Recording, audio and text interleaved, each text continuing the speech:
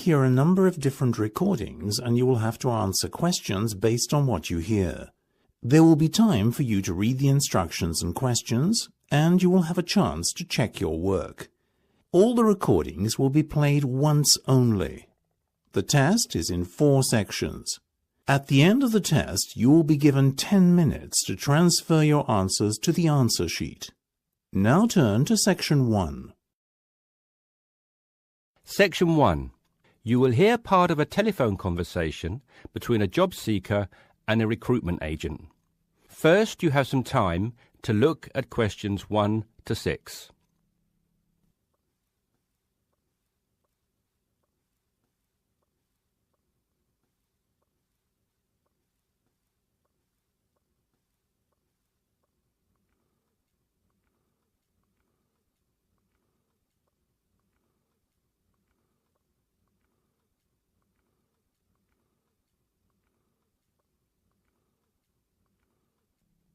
You will see that there is an example that has been done for you. On this occasion only, the conversation relating to this will be played first. Yes, so that's Janet Thompson. Would you like me to spell it? If you wouldn't mind, thank you. Just the surname, please. No problem. It's Thompson. The job seeker's surname is Thompson, so you write Thompson in the space provided. You should answer the questions as you listen because you will not hear the recording a second time. Listen carefully and answer questions 1 to 6. Yes, so that's Janet Thompson. Would you like me to spell it? If you wouldn't mind, thank you. Just the surname, please. No problem. It's Thompson. Great. Now, Janet, before we go through the openings I have here in front of me, might I just take a few more details to complete your profile on my system? Of course. What would you like to know? Well, let's start with your email address, please. OK, janthompson@hort.net. I see. Is that Jan as in Jan? No, that wasn't available. I had to make do with Jann. Here, let me spell it for you again, just to be sure. JANNTHOMPSON@hort.net. Much obliged. And could I ask, do you have your referee details to hand? Yes, what do you need? I need 1 work reference and 1 character reference from a friend or colleague. OK, for a work reference, there's Jane Foote. She's my former boss at Bermuda Girls' School, head of English. OK. My personal referee is Monica Carbody. Mon and I have been best friends since we met in Bermuda in 1991, when she was Deputy Head of English under Mrs. Foote. Perfect. And you mentioned, of course, that you're an English teacher, but are there any additional subjects you're qualified to teach? Yes, I have a diploma in special needs, and I can also do history to GCSE level. Very good.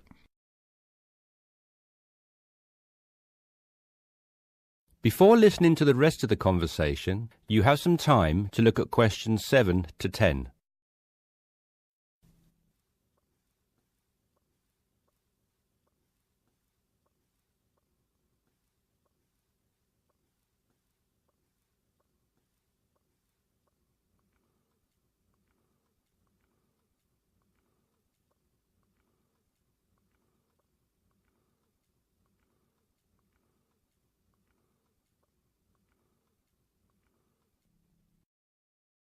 Now listen and answer questions 7 to 10. Do you think I stand a good chance of finding something? Oh, better than good. In fact, we have some positions we can offer you today. You see, it's not so difficult to find a temporary role. Tell you the truth, there are plenty of them around, but getting a permanent position will prove a little more trying, though. Would you be prepared to take up a position short-term? Of course, anything that pays. Excellent. Well, there are 3 positions that I can offer you right now. The first is a teacher of English in LaSalle School. I'm sure you know it, right in the city centre. Yes, near where I live, actually. Even better. Well, it's a 6-month contract, and the very attractive thing about this role is that the head of English at LaSalle will, if she's satisfied with your performance after 6 months, offer to make you a permanent member of staff. Wow, that's food for thought. It certainly is, bearing in mind what I said before about how hard it is to find a permanent role. The second position I have to offer you is in a school near Chelsea. It's called the Chelsea Free School. Are you familiar? I can't say that I've heard of it. Well, this contract is for 1 year, which is a lot better, looking at it from a short-term job security perspective, than the first role I mentioned. But you also have to realise that you are a temporary replacement for a female teacher who has taken maternity leave. There is no prospect of the position being made permanent. I see. I have one other vacancy at the minute, though I doubt you'll find it quite so appealing. It's situated in rural Cambridgeshire. I'll spell that just in case you want to take it down. Cambridgeshire.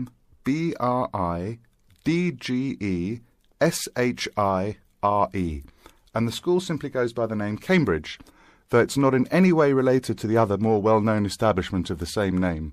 I was just going to ask that. What a lovely location, though, eh? Yes, but there's a catch. It's only a 6-week contract to cover for someone on extended sick leave. I see. Well, I guess that's ruled out then. What sort of salary can I... That's the end of section 1. You have half a minute to check your answers.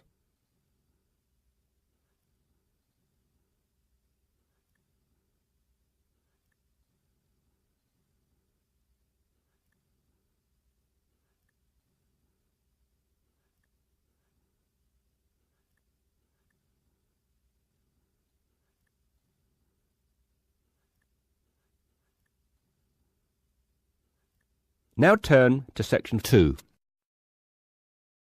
Section 2. You will hear a flight attendant talking to passengers on an airplane. First, you will have time to look at questions 11 to 15.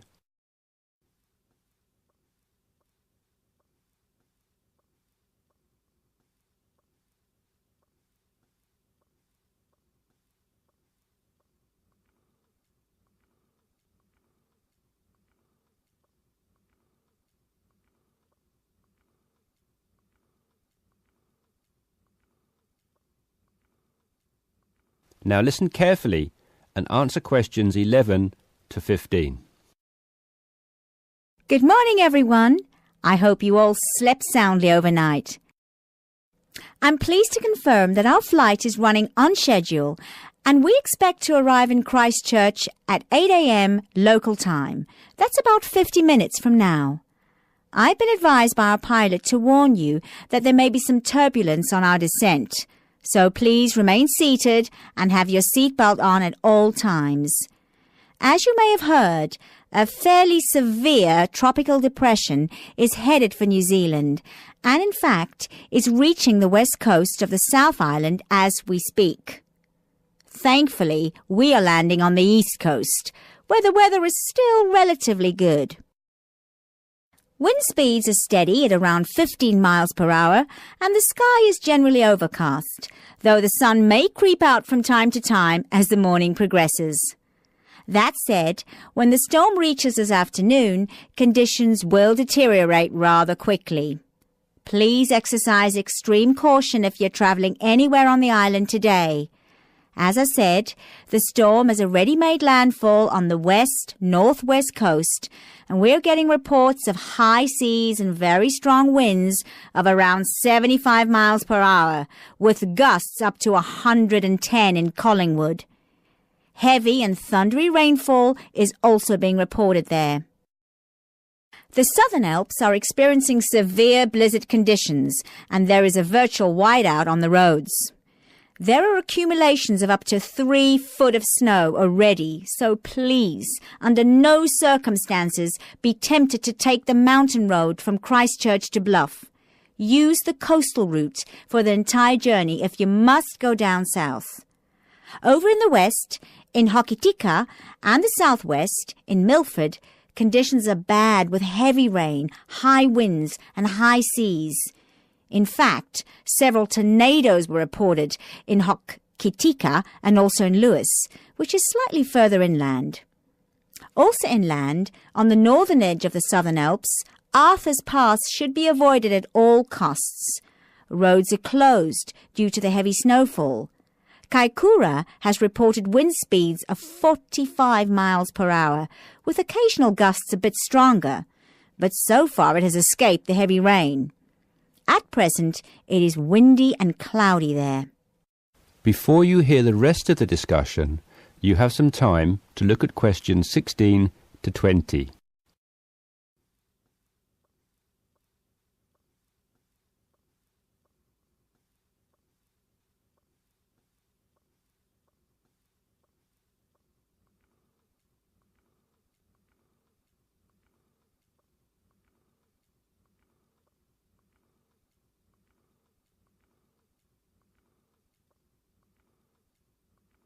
Now listen and answer questions 16 to 20. Hello again, ladies and gentlemen. We should be landing in approximately 10 minutes' time. Just an update for you on the weather conditions in and around Christchurch. We expect the storm to reach us by approximately 1 p.m. Town officials are closing all roads out of town as conditions are simply going to be too dangerous, with the risk of falling trees and flying debris too high. Roads will have officially been closed for 30 minutes by the time we land at 8 a.m. Passengers whose travel plans did not entail an overnight stay in Christchurch, we would like to extend our apologies to you on behalf of the Christchurch Town Council for the inconvenience caused. However, it is in the interest of safety that these steps have been taken. Those of you without accommodation should go straight to our customer service desk at the airport, where a council official will be waiting to take you to temporary shelters in the town. Those of you who are staying in Christchurch should go to your hotel and follow the instructions of staff there. It may yet be necessary to evacuate you down to the shelters as well. This decision will be made by hotel staff who are monitoring the situation very carefully. The storm has made a direct hit on the island. The storm eye is expected to arrive in Christchurch at about 4 p.m., after which a brief period of calm will be experienced. The western wall of the storm will then hit at approximately 4:30, and the extreme winds and heavy rain should have improved by about 7 p.m. All roads will be reopened from 9 p.m. onwards. However, we're advising people to refrain from driving unless absolutely necessary, as conditions will be extremely hazardous with a risk of flooding everywhere. Flash flooding is a real danger for the valley towns of the south in particular, as mountain rivers and tributaries have already swelled to record levels.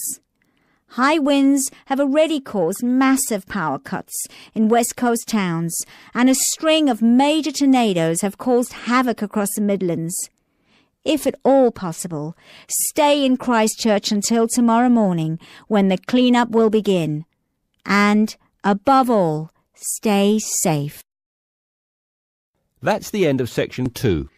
You have half a minute to check your answers.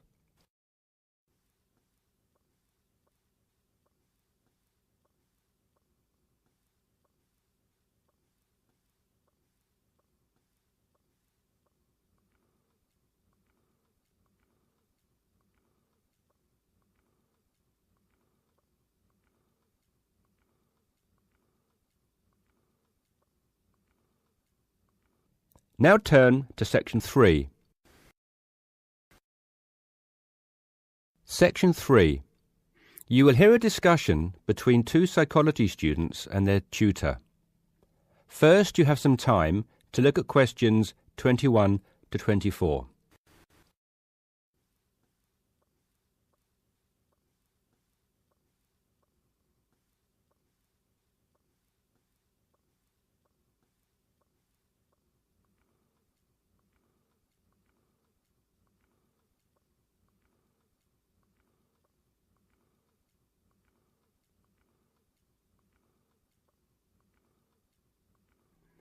Now listen carefully and answer questions 21 to 24. So, how did you find the lecture yesterday? Reasonably interesting, but he sort of rushed through Maslow's work, which, considering it's been covered before, is fine for everyone else except me, who missed the last lesson. Why don't you fill him in then, Tina? Me? Oh, OK. Well, basically, it's simple enough. We all have certain needs, and what Maslow did was group them into categories. Depending on how successful your life has been or what stage of life you are at, your needs change and you shift from one of Maslow's categories into another. First, there's your basic needs. Physiological needs, the professor said. Is that right? Very good. These needs are pretty obvious. They're our most basic ones. Things every human needs to survive and function, like air, water, food, clothing and shelter. It's not rocket science, this bit. Maslow just points out that until we have satisfied those basic needs, our desires don't evolve into anything more complex, and we don't seek any greater form of fulfillment. Isn't that a bit irrelevant today? Not really. Millions of people in the developing world are still fighting to fulfill these needs, fighting for their very lives every day. Good point. So anyway, Maslow represented what he called his hierarchy of needs on a pyramid, or in 2D, a triangle. With physiological being at the base, presumably. Yes, it's obvious, isn't it? What's at the other end of the spectrum, then? Well, to be at the pinnacle, you've got to have mastered the other levels of need. Then you are in the self-actualization zone. This is a place where you are very at one with yourself and looking to make the absolute most of your skills, talent and potential. You can only focus on maximising these, though, of course, if, as Maslow reminds us, you're fulfilled in every other sense. And what are these in-between levels, then? Well, after you've found food and water and shelter and so on, the next step is to fulfil your safety requirements. Safety does not just mean your physical safety, though. That's far too simplistic. It's also about your emotional safety, your job security and so on. And let me guess, after that it's the need for esteem. No, Maslow reasoned that after your physiological and safety needs are fulfilled, the next most urgent requirement is for friendship, intimacy, companionship and so on. You know, on an emotional level, building a family, having relationships, etc. Only then, after you have found a sense of belonging, does the need for esteem take precedence, he argues. Presumably that's the need to feel accepted and valued. Yes, but more on that later. Do you feel more comfortable now? Yes. Thank you both. Before you hear the rest of the discussion, you have some time to look at questions 25 to 30.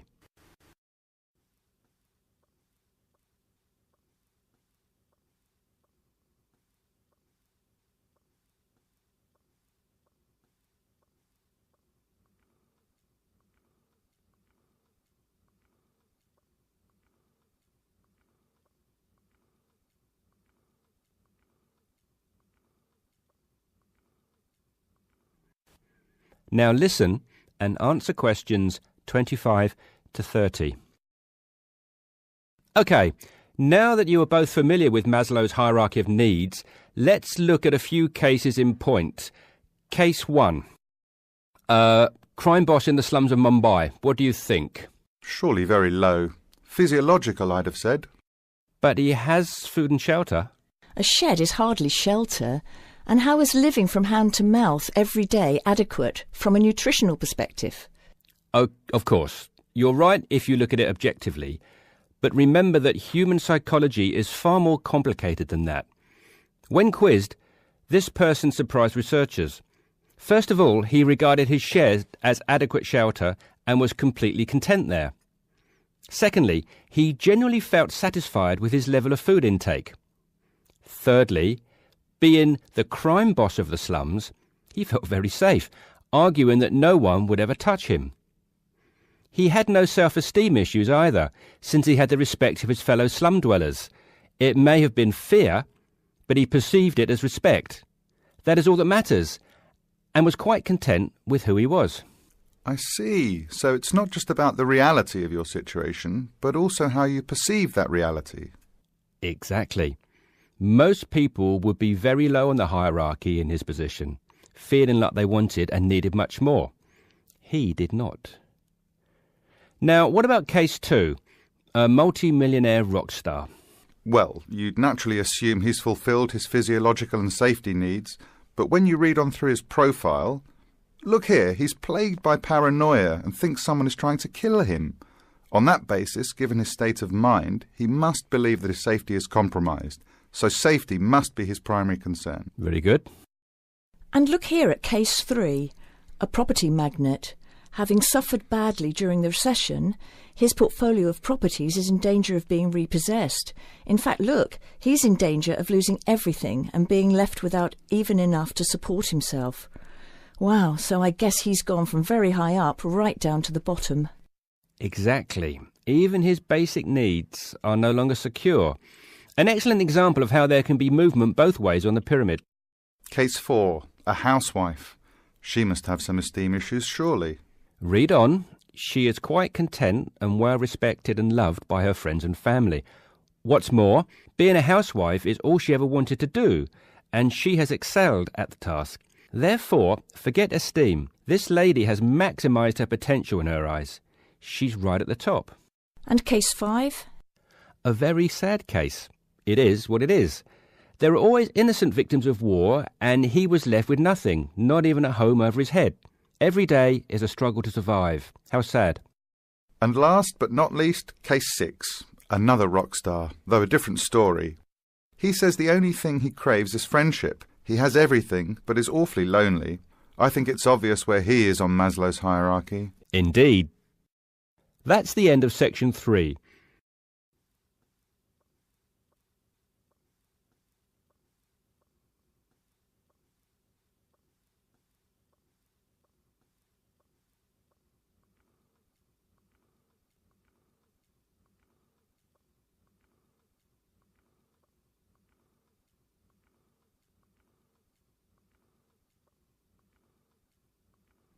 Now turn to section 4.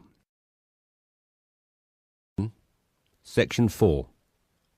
You will hear part of a talk about what happened at the Fukushima power plant after the March 2011 earthquake.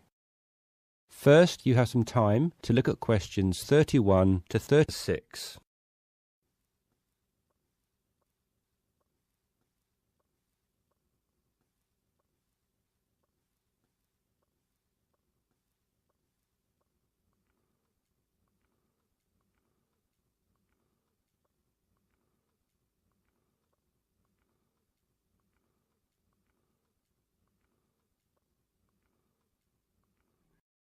Now listen carefully and answer questions 31 to 36.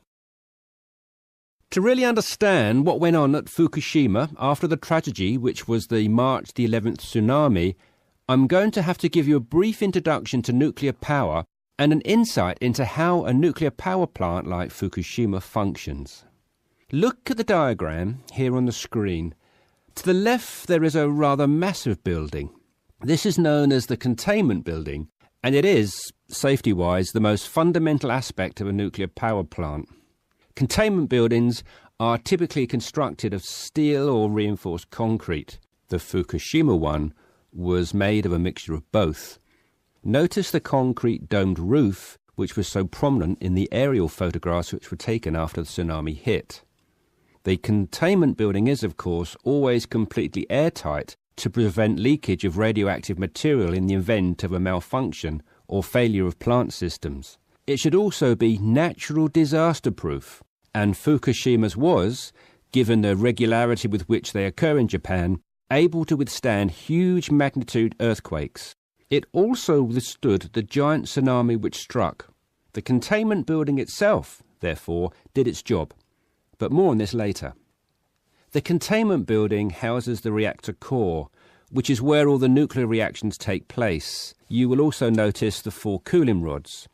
These rods can be raised and lowered as required to control reaction speed and soak up neutrons. Now, if you look to the right-hand side of the containment building, you'll notice the coolant system, which basically regulates the temperature of the core and prevents it from overheating. You have hot water from the coolant system flowing into the heat exchanger and cold water flowing back into the containment building. This hot water is then transferred through the feed pumps into the turbine hall, where it is harnessed to drive the turbines and generate electricity. But before the energy can be distributed into the national grid, it must be sent through a new conductor. And this is the function of the missing piece of the puzzle, the transformer. The transformer allows electricity to be conducted from the turbines into the national grid. And that, ladies and gentlemen, is how nuclear-powered electricity is generated, more or less. Before you hear the rest of the talk, you have some time to look at questions 37 to 40.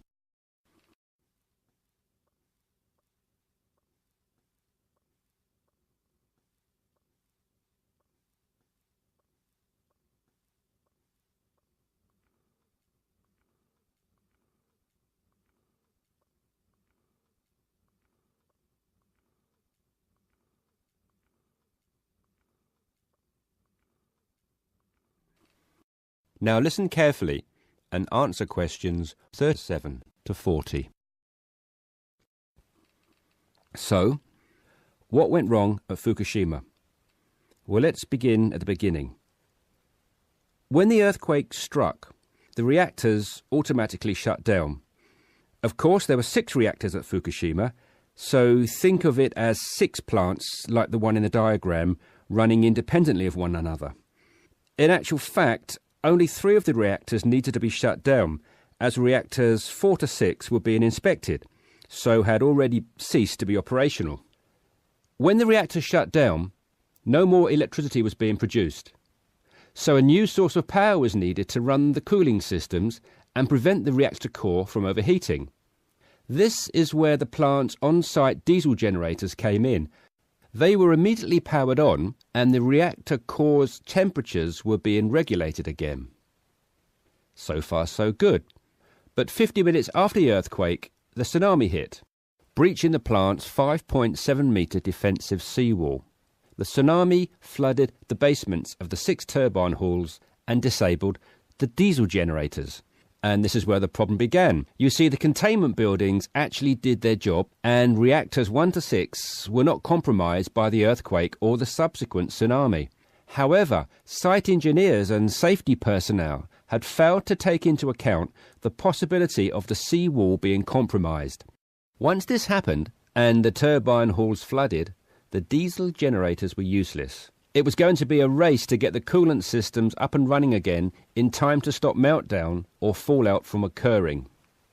With the generators down, power was now being supplied by batteries with a life of no more than 8 hours each, the last resort the plant had in an emergency of this nature. Furthermore, inside reactor 1, even some of the batteries had failed. The reactor core was not being cooled sufficiently, and both temperature and pressure inside the containment building were rising. Eventually, a day after the tsunami, there was an explosion in the reactor building and the roof collapsed. Engineers made a desperate attempt to cool the reactor core by pumping salt water into it, but the damage had already been done and the reactor had begun leaking. It was confirmed later that same day that meltdown had occurred. That is the end of section 4. You now have half a minute to check your answers.